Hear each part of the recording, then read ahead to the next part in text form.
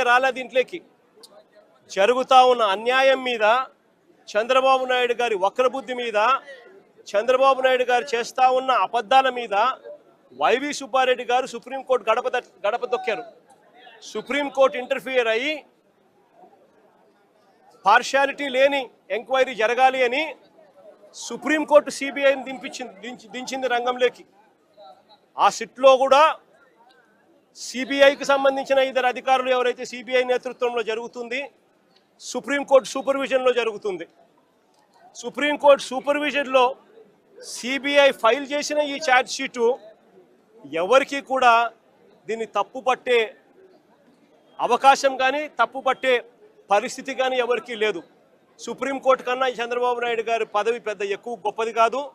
Supreme court సూపర్విజన్లో చేసిన CBI charge sheet will prevail.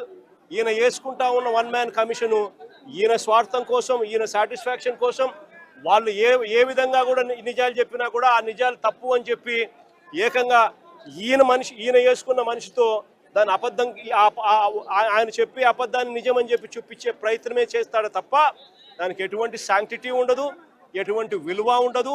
Chandrababu Naidu గారు ఎన్ని చేసే కొద్దీ ప్రజల్లోనూ ఇంకా చులకనవుతూ పోతాడు అన్నది చంద్రబాబు నాయుడు ఖచ్చితంగా గుర్తుపెట్టుకోవాలి.